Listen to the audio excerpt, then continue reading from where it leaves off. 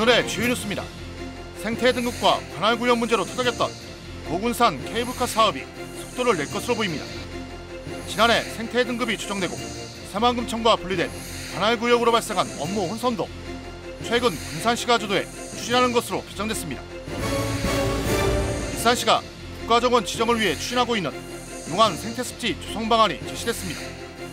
오늘 열린 용안 생태습지 정원 조성 용역 최종 보고회에서 용역사는 왕도 정원과 키친 정원 등 5가지 테마로 이뤄진 공간으로 만들겠다는 구체적인 방안을 제시했습니다. 일산시가 도시관리공단 설립을 위한 행정 절차에 속도를 내고 있습니다. 시민공청회를 가진 데 이어 전라북도에는 2차 협의를 요청했고 홈페이지를 통해서는 시민 의견을 접수하고 있습니다. 전라북도와의 2차 협의가 끝나는 대로 도시관리공단 설립을 위한 심의위원회를 가동할 예정입니다.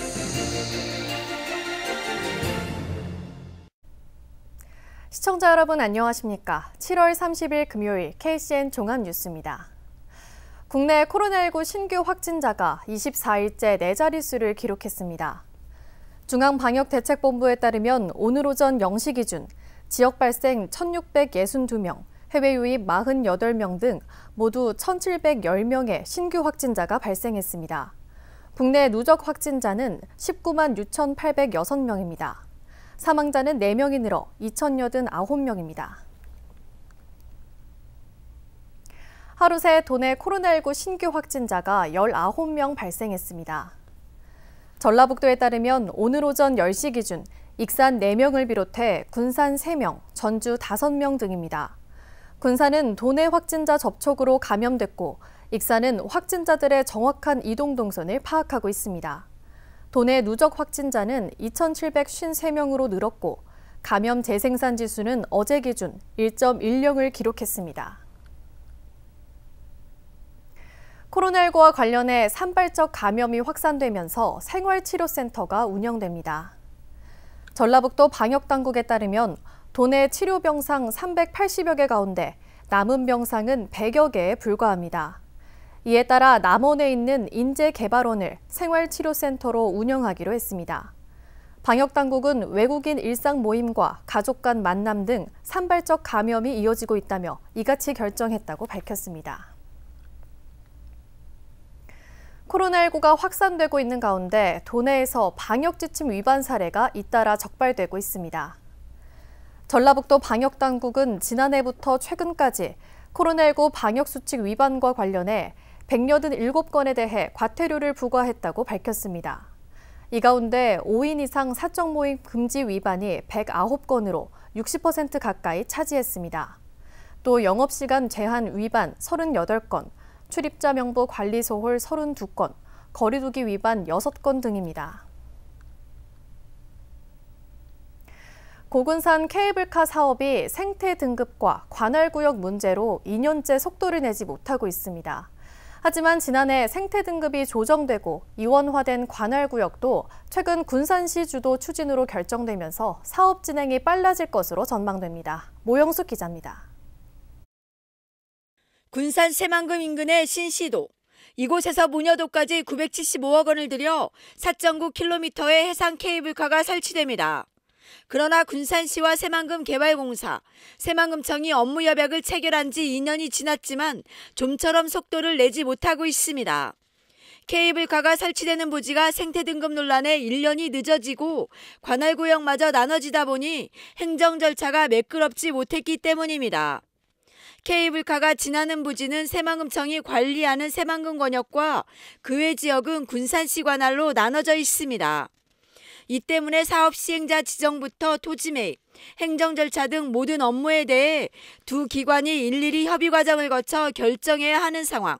국토계획법에 따른 사업으로 추진하되 저희 새만금 사업법에 따라서 새만금 사업지역은 새만금청이, 그 외 지역은 군산시장이 하도록. 이처럼 이원화된 구조의 업무의 비효율성이 꾸준히 제기돼 왔습니다. 하지만 최근 군산시가 인허가 관련 업무 등을 주도적으로 맡기로 결정하면서 사업 추진에 속도가 붙을 것으로 보입니다. 다만 인허가 업무 등은 군산시가 맡아 하지만 중요 사안에 대해서는 새만금청과 협의해 결정하기로 했습니다. 최종적으로 군산시에서 결정한 부분은 군산시 도시계획위원회에서 할 거고, 새만금 사업구역에 있는 부분에 대해서는 새만금 거기에 있는 별도위원회에서 이제 진행을 할 거고요. 이에 따라 일일이 협의 과정을 거치지 않아도 되기 때문에 행정 절차 기간이 단축될 것으로 보입니다. 사업 시행자로 나서겠다고 밝혔던 새만금 개발공사도 반기는 눈치입니다. 관할구역이 나눠지다 보면 이제 그만큼 또 절차도 늘어나게 되고 협의나 이런 거에 있어서 좀 결렬될 수 있는 그런 가능성이 좀 다소 있다 보니까 저희도 이제 어쨌든 이 사업을 이제 신속하게 추진을 하기 위해서 한 기관에서 뭔가 이렇게 주체적으로 해야 좀 더 효율적으로 진행이 되는 거죠. 오는 2023년 착공에 들어가는 고군산 케이블카 사업. 행정 절차가 간소화되면서 착공 시기가 앞당겨질 수 있다는 기대감이 높아지고 있습니다. KCM 모영숙입니다. 한국마사회가 새만금 말산업복합단지를 활용한 말산업 육성 방안을 마련합니다. 한국마사회는 8월부터 내년 초까지 연구 용역을 통해 새만금 농생명 용지의 말산업 복합단지 활용 방안을 찾기로 했다고 밝혔습니다. 이번 용역은 말산업 육성을 위한 여건을 분석하고 재원 조달 방안과 수익 창출 모델 등을 발굴합니다. 말산업 복합단지는 새만금 기본계획과 정부의 2차 말산업 육성 5개년 계획에 반영돼 새만금 농생명 용지 709 200헥타르 규모로 지정됐습니다. 건설기계 부품연구원이 메타버스를 기반으로 한 이동형 작업기계의 인프라를 구축합니다. 건설기계 부품연구원은 경북대와 업무 협약을 맺고 현실세계와 같은 가상세계를 만들어 활동이 이루어지는 3차원의 메타버스를 활용해 농건설 기계와 작업용 부가장치 등을 공동 연구하기로 했습니다. 두 기관은 이번 협약을 통해 농건설 기계와 건설기계 안전성, 평가기술 개발 사업 등을 추진합니다. 메타버스를 적용하면 제품의 안전성과 내구성을 가상세계에서 확인하고 검증할 수 있습니다. 익산 희망장터에 참여한 175개 매장의 매출이 크게 늘었습니다. 익산시에 따르면 중앙동 등 침수 피해를 입은 175개 매장을 중심으로 지난 10일부터 희망장터를 운영한 결과 카드 매출 실적이 평균 250% 늘었습니다. 다이롬 카드 매출은 1억 3,312만 원을 기록했고 일반 카드 매출은 2억 2,990만 원입니다. 가장 많이 팔린 품목은 이불과 의류, 귀금속 순입니다. 익산시는 희망장터 이용객이 다이롬 카드를 사용하면 최대 30%의 혜택을 제공하고 있습니다. 익산 시민 10명 가운데 4명은 다른 지역 상권을 이용하고 있는 것으로 파악됐습니다. 이명택 익산시의원이 공개한 익산시민 소비 패턴 설문조사를 보면 응답자의 41.3%가 다른 지역 상권을 이용하고 있다고 답했습니다. 익산 시민들이 이용하는 다른 지역 상권은 전주와 군산, 대전, 광주 순입니다. 특히 익산 지역 상권에서 만족스러운 이용이 어려운 상품군으로는 여가 휴식시설과 교육시설을 꼽았습니다. 한편 이번 조사는 지난 6월 28일부터 7월 10일까지 온라인을 통해 진행됐으며 351명이 참여했습니다. 익산시가 지난해부터 용안 생태습지의 국가정원 지정을 목표로 움직이고 있는데요. 익산시는 오늘 용안 생태습지 정원 조성 용역 최종 보고회를 열고 용안 생태습지를 왕도정원과 키친정원 등 5가지 테마로 이루어진 공간으로 조성하겠다는 구체적인 방안을 제시했습니다. 하준 기자입니다. 익산 성당면과 용안면에 걸쳐 자리하고 있는 용안 생태습지. 용안 생태습지는 계절마다 다른 풍경과 바람개비길로 방문객들의 사랑을 받고 있습니다. 익산시는 이러한 용안 생태습지를 전국적인 관광명소로 만들기 위해 지난 11월부터 국가정원 추진반을 운영했습니다. 현재 국내에서 국가정원으로 지정받은 곳은 순천만 국가정원과 태화강 국가정원 2곳, 지방정원은 모두 30곳으로 도내에는 전주와 부안 등 4곳이 추진하고 있습니다. 국가정원으로 지정받기 위해서는 3년 동안 지방정원으로 운영돼야 하며 이를 바탕으로 산림청이 국가정원으로 승격해야 합니다. 익산시는 30일 용안 생태습지 정원 조성 기본계획 타당성 용역 최종 보고회를 열고 용안 생태습지의 국가정원 지정을 위한 계획을 발표했습니다. 익산시가 시민들을 대상으로 한 설문조사에 따르면 용안 생태습지는 특색이 부족해 역사문화공간과 함께 다양한 정원을 조성해야 한다는 의견이 많았습니다. 이에 따라 용역을 맡은 권한은 용안 생태습지의 VR 체험시설과 백제의상, 공예품 체험을 할 수 있는 왕도정원, 고구마, 방울토마토 등 익산의 농산물을 활용한 레스토랑이 있는 키친정원 등 모두 5개의 테마 정원을 조성할 것을 제시했습니다. 이와 함께 봄꽃 축제, 윈터 가든 등 계절마다 다른 프로그램들을 마련해 1년 내내 즐길 수 있는 국가정원으로 만들겠다는 계획도 나왔습니다. 용안 생태습지의 지방정원이 만들어질 경우 예상되는 연간 방문객은 32만여 명, 익산 지역 산업 생산 유발액은 817억 원, 취업 유발 인원은 2022년에 800여 명, 2027년에는 2,400여 명으로 추정됐습니다. 를 조성하는 것이 맞느냐에 대한 타당성 분석을 해보았습니다. 가장 중요한 비용 편익비, BC 레이쇼라고 하는 것을 분석해 봤을 때 일반적으로 1.0 이상이면은 타당성이 있다라고 판단이 되는데 정확하게 1.0이라는 수치가 나왔습니다. 그렇기 때문에 어떻게 보면 타당성은 반드시 있다라는 결론이 나왔고요. 그다음에 하지만 조성 계획에 대해 더욱 신중해야 한다는 지적도 있습니다. 연간 유지관리비를 뺀 투자비가 226억 원에 이르고 다른 지자체들도 지방정원 지정을 목표하는 만큼 차별화가 필요하다는 목소리가 나왔습니다.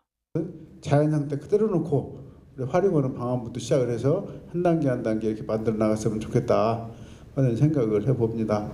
이 용역안 이에 대해 용역사는 용안 생태습지 주변 마을과 연계한 먹거리 및 숙박 프로그램을 마련하고 주변 자연 환경을 살린 정원으로 계획하겠다고 말했습니다. 익산시는 오는 10월 안에 전북도의 지방정원 조성 예산을 요구할 계획.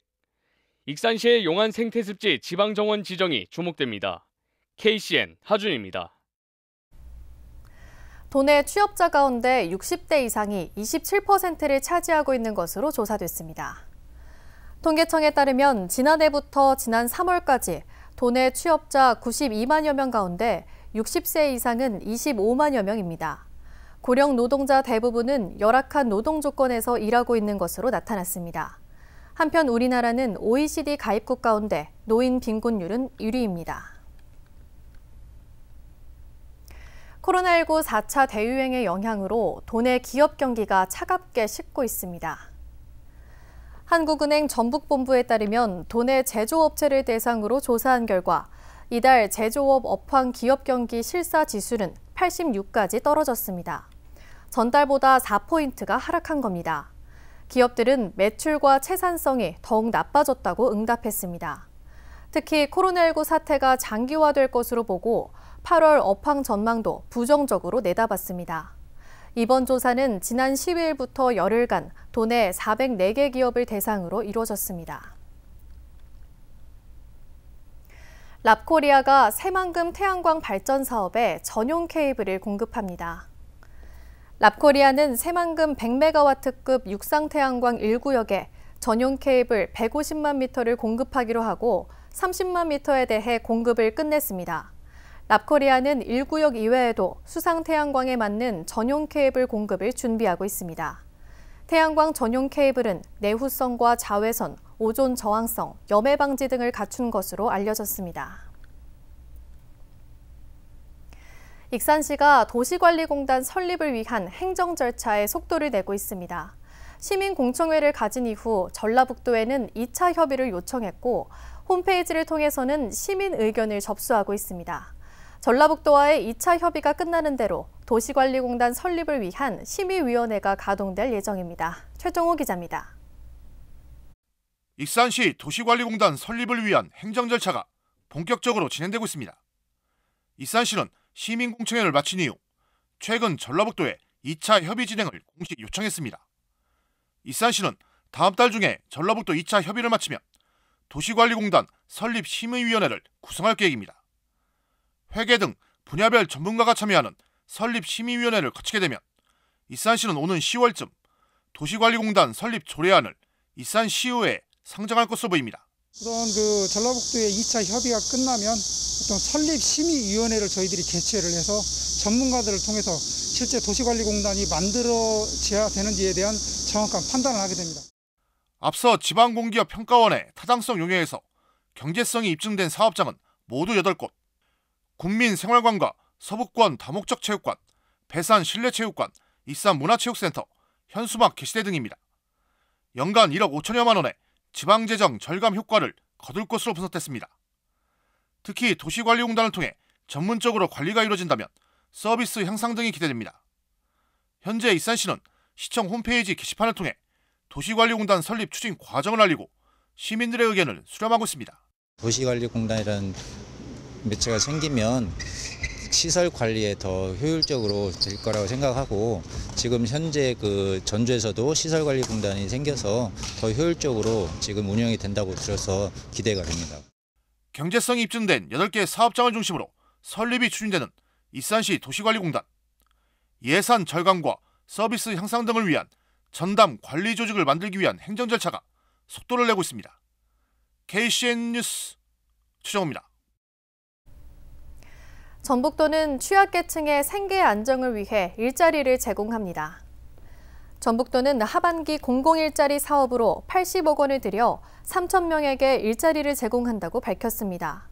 참여 대상은 저소득층과 장애인, 코로나19로 경제적 지원이 필요한 실직자, 휴폐업자, 무급휴직자, 프리랜서 등입니다.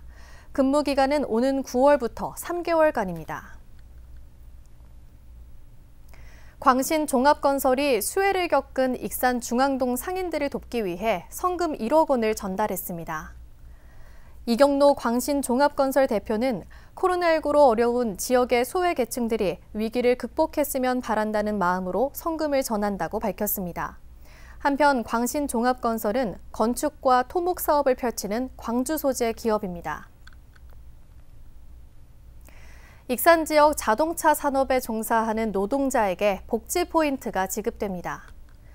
전라북도는 군산에서 촉발된 자동차 산업 위기로 어려운 처지에 놓인 익산과 김제, 완주 지역 자동차 산업 노동자들에게 1인당 120만 원의 복지 포인트를 지급하기로 했습니다. 이를 위해 21억 원을 투입합니다.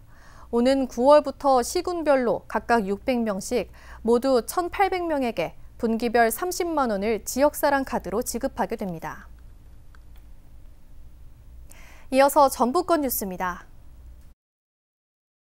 지난해 8월 섬진강댐 범람으로 수해를 입은 댐 하류 지역 주민들이 정부의 손해배상을 요구하고 나섰습니다.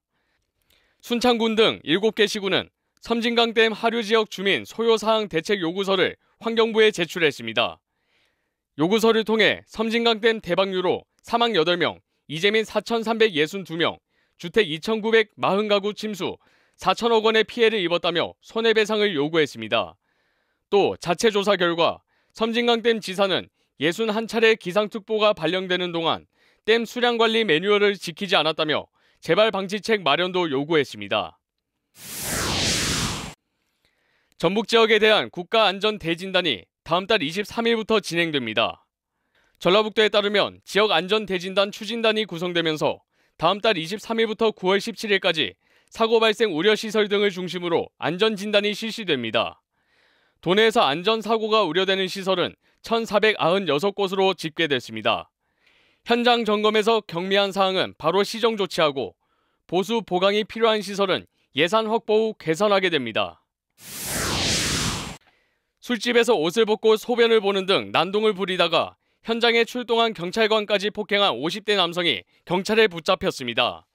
전주 완산경찰서에 따르면 지난 26일 오후 11시 30분쯤 전주 지역 술집에서 옷을 벗고 난동을 부리다 출동한 경찰관의 다리를 걷어찬 혐의로 56살 A씨를 구속했습니다. 경찰은 술에 취한 A씨를 제압하고 현행범으로 체포했습니다. A씨는 예전부터 알던 술집인데 자신을 무시하는 것 같아 홧김에 난동을 부렸다고 진술했습니다. 지금까지 전북권 뉴스 하준입니다. 왕국리 유적의 백제정원 유적을 유튜브를 통해 체험할 수 있습니다. 왕국리 유적 전시관은 다음 달 6일 백제정원 체험 등으로 구성된 여름방학 나들이 행사를 코로나19 상황에 맞춰 비대면 방식으로 진행하기로 했습니다. 다음 달 3일부터 비대면 체험에 참여할 어린이 30명을 선착순 모집합니다. 한편 왕국리 유적 전시관은 지난 4월부터 리모델링 공사에 들어가 현재 휴관 중입니다. 제236회 익산시의회가 오늘 폐회했습니다. 5분 발언을 통해 김충영 의원은 지역 택시업계 생존에 위협이 되고 있는 카카오 택시에 대한 익산시의 적극적인 대응을 주문했습니다. 또 조남석 의원은 웅포면에 있는 폐기물 처리 업체에서 원인 불명의 화재가 자주 발생되고 있다며 익산시가 허가 취소 등 강력한 대책을 추진해야 한다고 촉구했습니다. 또 한상욱 의원은 효율적인 청소년 대책 마련을, 박철원 의원은 익산시 예산 편성의 개선점을 지적했습니다. 마지막으로 장경호 의원은 익산 중앙동 일대 침수 피해에 대한 정확한 원인 규명을 요구했습니다. 도교육청이 올해 두 번째 초중고졸 검정고시를 다음 달 11일에 치르기로 했습니다. 도교육청에 따르면 초졸 검정고시는 83명, 중졸은 211명, 고졸은 748명이 신청을 마쳤습니다. 시험 장소는 모두 4곳으로 전주 오송중과 평화중, 아중중, 그리고 전주교도소입니다. 코로나19 확진자와 자가격리자는 다음 달 10일까지 별도 시험장 응시 원서를 도교육청에 내야 합니다. 합격자는 다음 달 30일 도교육청 홈페이지에 공고됩니다. 다음은 우리 동네 소식입니다.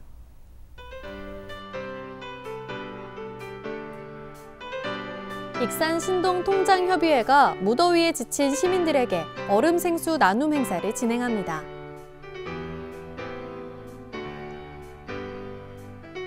군산 신풍동에서 주민들을 위해 야외 무더위 쉼터를 운영하며 얼음과 생수 등을 제공합니다.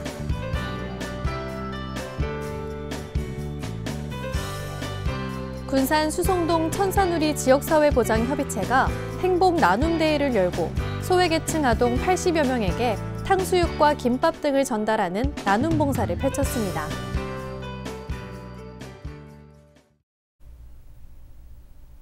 이어서 내일의 날씨입니다.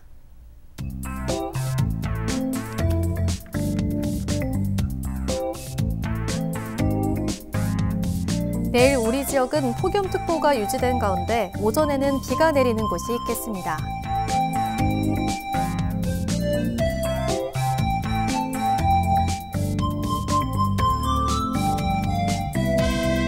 도내 최저 기온은 22도, 최고 기온은 33도로 예상됩니다.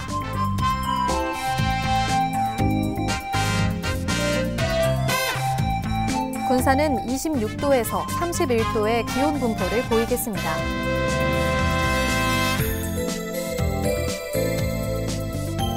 익산도 26도로 시작해 32도까지 기온이 오르겠습니다.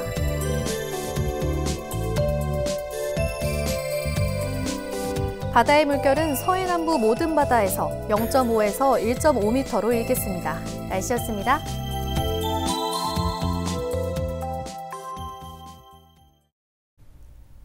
이상으로 KCN 종합뉴스를 마칩니다. 정확한 보도로 늘 함께하겠습니다. 시청해주신 여러분 고맙습니다.